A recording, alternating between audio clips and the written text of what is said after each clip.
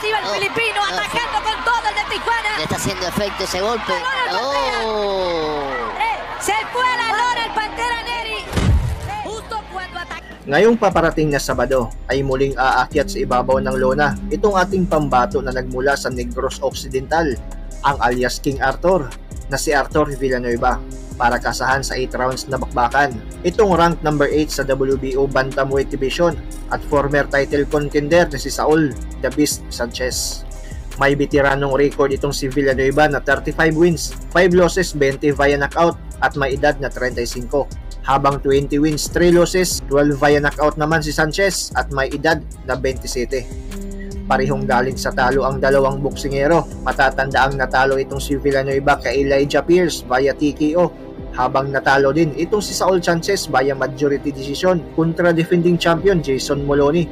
Kaya naman, parehong uhaw sa panalo itong dalawang boksingero. Dihado itong si Kabayan sa mata ng karamihan dahil mas bata itong kalaban at nasa high rankings pa sa division nila itong si Saul Sanchez. Pero aasahan pa din na isang matinding laban na naman ang makikita sa ibabaw ng lona. Sa mga di nakakaalam ay may isang Pinoy na din na tinalo itong si Saul Sanchez. Ito ay ang prospect din natin noon na si Arvid Niega. Natalo ito via unanimous decision at matatandaan na 8 Meksikano na din ang nakalaban ni King Arthur at 3 pa dito tinudas ni Villanueva via knockout.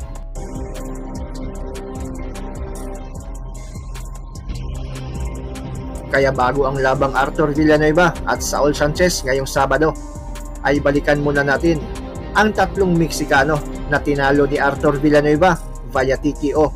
Una ay itong si Arturo Badillo. Noong July 13, 2013, tinapos ni Villanueva ang laban nila sa loob lang ng 4 na rounds.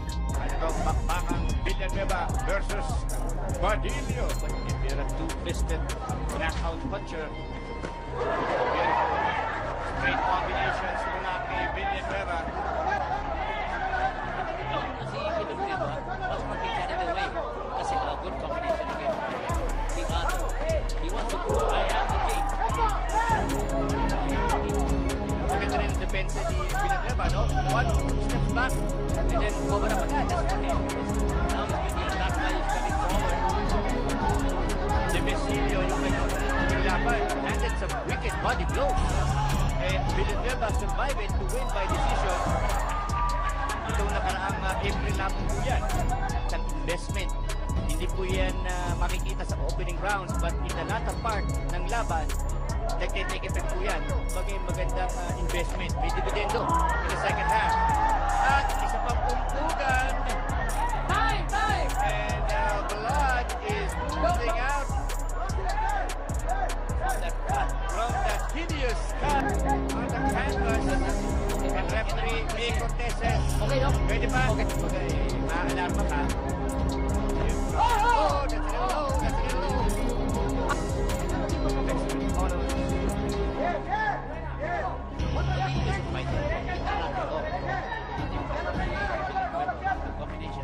The problem with Villanueva, he throws that right hook with such force. Badillo, gusto niya make this a straight ball. Want the front row. Oh, good left by. Good left jab by Villanueva. Badillo putting a lot of pressure. Those body blows are wicked to Badillo. Another right to the body by Badillo. Good uppercut and left by Badillo. Solid blows by Badillo. Villanueva getting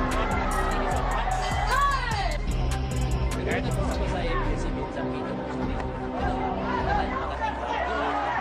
but that's a big right hand by Villanueva hurting Badillo, delaying effect. And Badillo in trouble. And he goes down.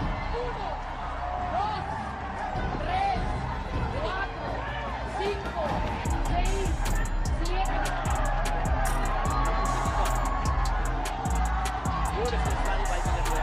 Villanueva all over Badillo like sauce on spaghetti. And Badillo looks like a spaghetti now. He wants to finish off with the big right hand. Beautiful right hand. Badillo.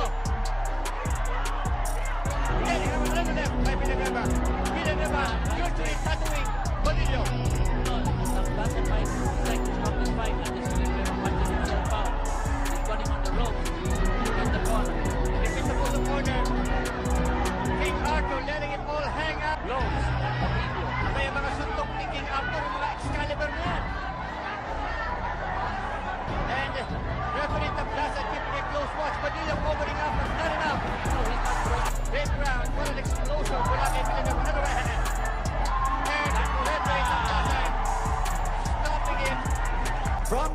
Philippines, King Arthur Villanueva.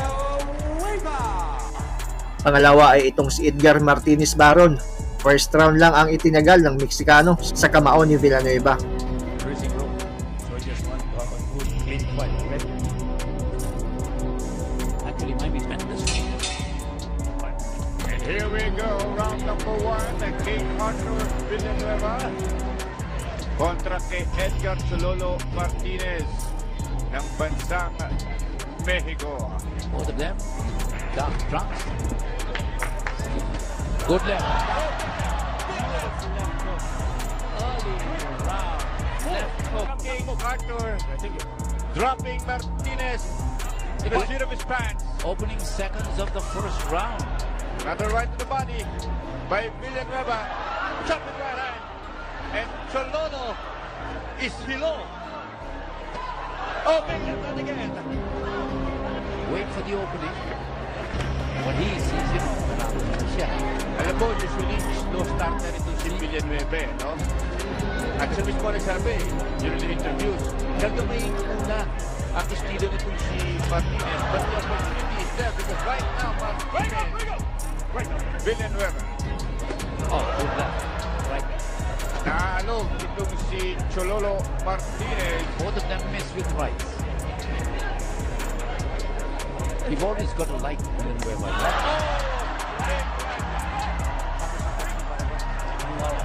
This guy's not going to get up.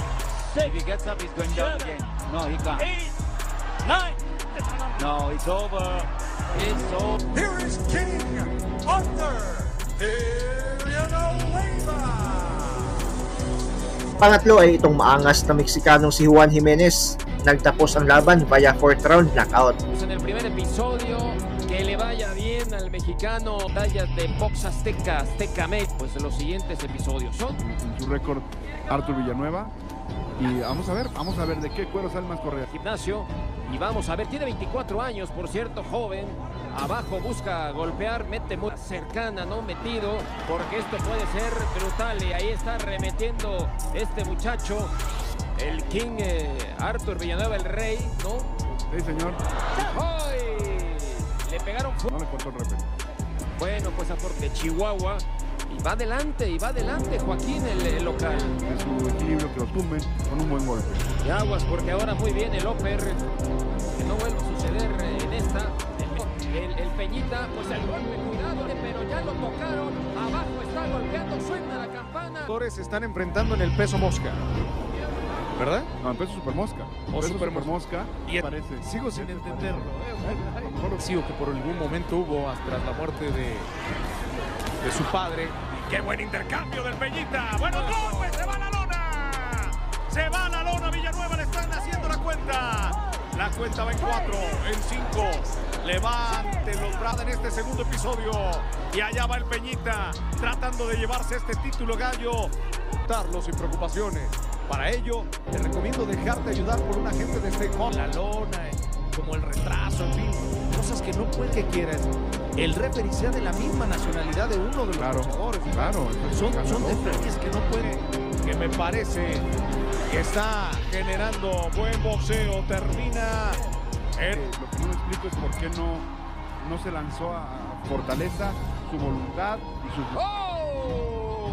Ahora le meten la mano derecha al Peñita, lo mandan para abajo, ahí está tocando la lona y va a ir adelante, y ahí está el rey Villanueva, pero responde muy bien el megarle ahí al Peñita. Qué bárbaro, qué bien, la verdad, lo que sea de cada quiere ir luego al intercambio. Del mexicano, de chihuahuense, y toma la mano, poniéndolo como que un estate quieto al vendaval que estaba ocurriendo ahí en... Los dos ya están calientitos por el derribe recíproco y ahí se le fue ligeramente abajo el puño a Filipinas. Está que arde el asunto en Filipinas.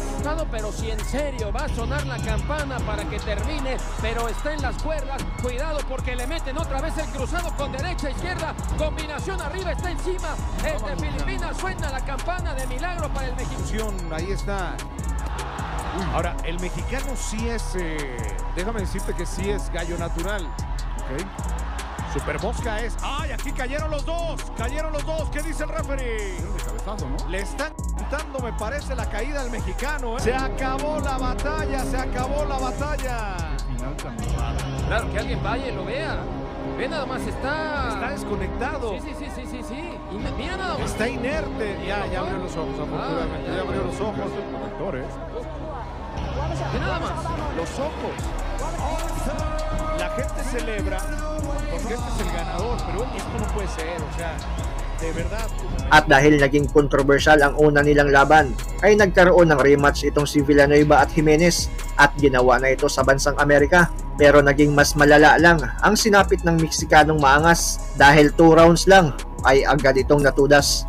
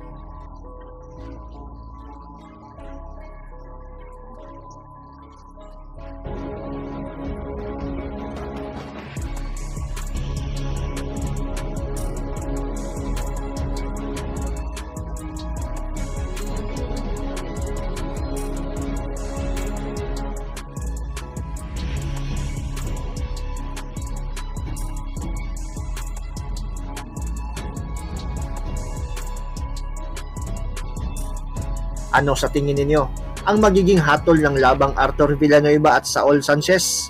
Isang upset win ba pabor sa ating bida na si Arthur Villanueva?